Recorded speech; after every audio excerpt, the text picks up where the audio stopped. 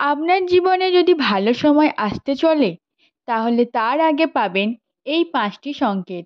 শ্রীকৃষ্ণ স্বয়ং বলেছেন। নমস্কার বন্ধুরা, উপাসনা ইউটিউব চ্যানেলে আপনাদের সকলকে অনেক অনেক স্বাগত। আশা করি আপনারা প্রত্যেকে খুব ভালো আছেন ও সুস্থ আছেন। আপনাদের ওপর শ্রীকৃষ্ণ ও মাতা লক্ষ্মীর আশীর্বাদ সর্বদা বিরাজমান। বন্ধুরা, আপনার গৃহে যদি এই 5টি সংকেতের মধ্যে একটিও সংকেত মেলে, তার মানে বুঝবেন আপনার দুঃখের সময় চলে যেতে চলেছে। আমরা প্রত্যেকেই ঈশ্বরের পূজা অর্চনা করে থাকি নিজেদের ভালো সময় আসার জন্য, নিজেদের সমস্ত দুঃখ কষ্ট যাতে চলে যায় সেই অভিষেকে। আমরা ঈশ্বরের সামনে দীপ ধূপ পুষ্প দিয়ে তার পূজা করি, যাতে তার দয়া আমাদের ওপর সদা বিরাজমান থাকে। যখন আপনি ঈশ্বরের পূজা করবেন তখন ঈশ্বর আপনার সামনে অধিষ্ঠান থাকে, সেটি স্বয়ং হোক কিংবা পরোক্ষভাবে। এবার আমাদের এই পূজার সময় কিছু নিয়মবিধিও আছে যেগুলি আমাদের পালন করতে হয়। অর্থাৎ অনেকেই পূজা করতে বসার সময় একটু পূজা করার পরই হঠাৎ কোনো কাজ মনে পড়লে সেই কাজটি করতে চলে যায় এবং পূজা সেই মাঝপথে ছেড়ে এবং আবার কিছুক্ষণ ফিরে এসে আবার পূজা করে। এইভাবে বারবার থামিয়ে পূজা করা মানে সেটি ঈশ্বরকে অপমান করা, যা আপনার জীবনে নেমে আনতে পারে ঘোর অমঙ্গল। তাই এই কাজটি কখনোই করবেন না। এক মনে স্বয়ং ভগবানের পূজা করে তারপর আপনি আপনার আসন থেকে উঠবেন।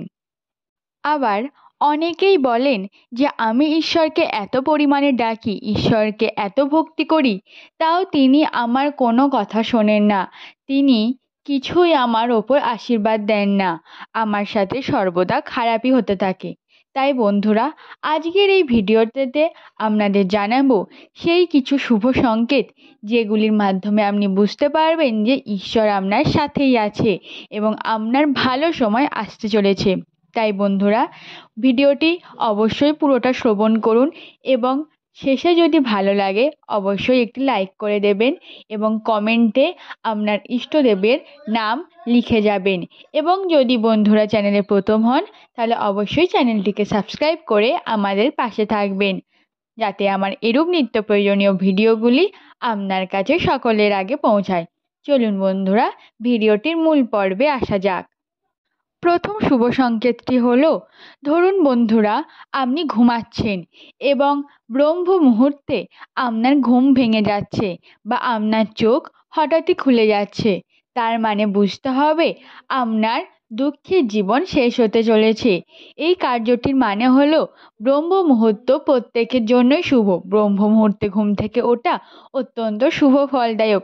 আর আপনার যদি সেই সময়ই ঘুম ভাঙে তার মানে বুঝতে হবে সেটি ঈশ্বরের কৃপায় আপনার সাথে হচ্ছে, তার মানে আপনার জীবনে ভালো সময় আসতে চলেছে খুব শীঘ্রই। দ্বিতীয়টি হলো, আপনার যদি ঘুমের সময় ঈশ্বরের স্বপ্ন দেখেন, অর্থাৎ আপনি ঘুমাচ্ছেন কিন্তু স্বপ্নে দেখছেন যে ঈশ্বর আপনার কাছে আছেন, ঈশ্বর আপনার গৃহে বাস করছেন, তার মানে বুঝতে হবে যে সত্য এই ঘটনাটি ঘটছে, আপনার ঘরে ঈশ্বরের বাস হতে চলেছে এবং যার ফলে আপনার দুঃখের জীবন শেষ হতে চলেছে। আপনার সমস্ত ইচ্ছা, সমস্ত শুভ জিনিস আপনার সাথে ঘটতে চলেছে। পরবর্তী বিষয়টি হলো, আপনার গৃহে যদি কোনো পশু বা পাখি নিজে থেকেই আসে, অর্থাৎ পাখিরা যদি আপনার গৃহে খাবারের জন্য আসে বা কোনো পশু অর্থাৎ কুকুর বা গরু যদি আপনার গৃহে খাদ্যের জন্য আসে, তার মানে বুঝতে হবে যে আপনার জীবনে খারাপ সময় দূর হতে চলেছে, ভালো সময়ের আগমন হতে চলেছে। অর্থাৎ এই ঘটনাগুলির মানে হলো যে ঈশ্বর আপনার গৃহে স্বয়ং আসতে চলেছেন, তার জন্যই এই সমস্ত পশু পাখির মাধ্যমে আপনাকে সংকেত দিতে চলেছেন।